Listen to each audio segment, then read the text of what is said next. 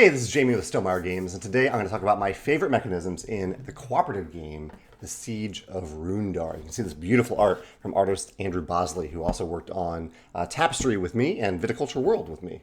He's a great artist to work with.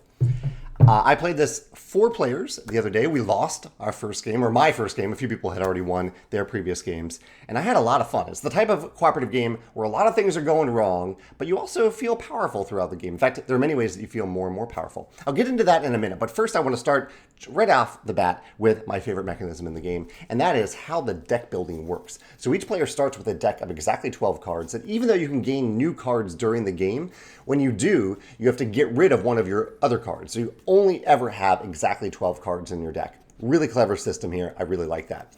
But my favorite thing about this system is how the event cards work. Event cards may not even be exactly the right term, but I'm going to call that. I'm going to use that term as I describe this. So in your deck, you have a bunch of good stuff. You have all these good stuff cards. These are good things that you want. And you have 2 bad cards that you don't want. And these trigger the event cards, essentially. If you have one of these in your hand at the beginning of your turn, you have to reveal it. You might have to reveal both of them. And you draw either 1 or 2 event cards, and some bad stuff happens.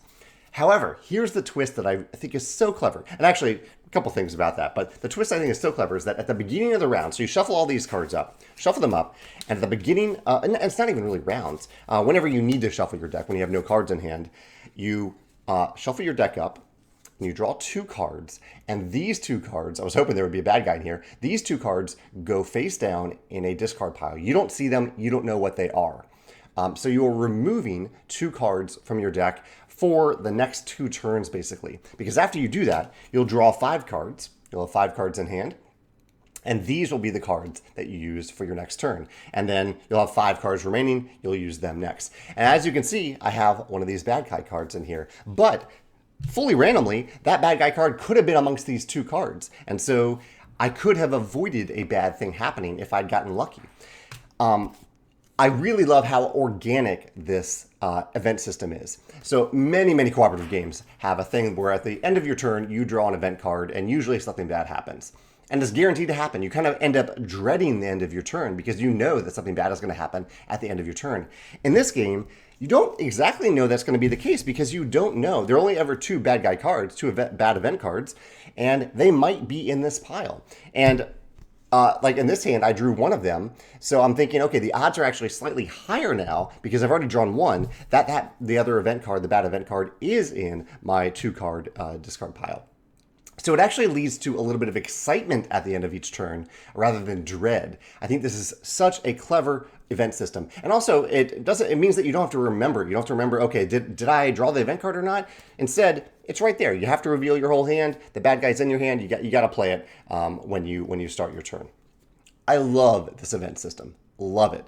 I think it is so clever, and I'd love to see a system like this built into more games where the bad events come up in your deck itself and the deck is limited in size. I mean, the whole thing, this mechanism just works so well for an organically combined event system that you don't end up dreading. It actually makes the game more exciting. Will I draw a bad event is the question, opposed to which bad event am I going to draw?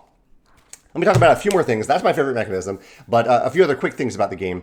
One other element that I really like is that you start off feeling very powerful because there's no bad guys. There are no orcs in your dungeon. I haven't even described what the game is. You'll have to maybe watch a video to see what it is, but it's essentially a castle defense cooperative game. I can't even really show you here, but the whole box is a big castle, and you are actually defending this castle from an onslaught of orcs.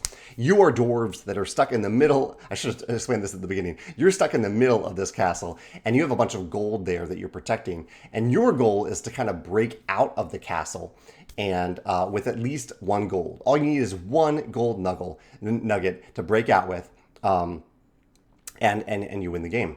But to break out, you actually need to break through a wall, and there are goblins waiting in the wall that you have to deal with. So the game prevents you from just running out with 1 gold token. But all part of this is that you start off with a lot of gold in the middle of the castle, and you can spend that gold whenever you want to hire mercenaries that can come in and do great things at the right time. I think there are 5 mercenary cards. You can only use 1 each. Each of them costs 2 gold. And so I really like this decision point in the game where you start feeling very wealthy and powerful. We have all this gold. How are we possibly going to lose all this gold? But whenever an orc makes its way into the central dungeon, you lose 1 gold, and that orc runs out with that gold. But I love that you have the option to spend the gold, and that really only the last gold matters. Reminds me a little bit of Magic the Gathering. In Magic the Gathering, only your last life point matters.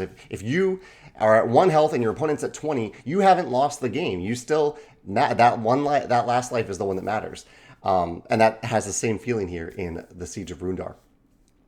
The last thing, I've kind of touched upon this a little bit, but I love that the decisions in the game range from when do you upgrade cards, when do you add better cards in your deck, when do you make progress, when do you choose to make progress by digging through that wall that you need to break out of, versus when do you fight the bad guys, because the bad guys are coming in. So every turn you're kind of trying to decide what is the highest priority right now. Do I want to upgrade? Do I want to get stronger for the rest of the game? Do I want to break through this wall and make progress towards our end game, our 1 victory condition? Or do I fight off these bad guys that are going to get in the way of the end game condition? Great tension for a cooperative game. Really, this game was a very pleasant surprise to me, because I don't always gravitate towards the type of cooperative game where just a bunch of bad stuff happens throughout the game. But I think this event system and those choices of making progress, upgrading, really help the feeling of progress, and makes this feel like a rewarding cooperative game despite all the punitive things happening to you from the orcs throughout the game. So yeah, those are my thoughts on the Siege of Runedar, my favorite mechanisms in the game. I'd love to hear your thoughts if any of these remind you of another game, especially games that have organically combined event cards in the game. I'd love to hear your thoughts on them in the comments below. Thanks.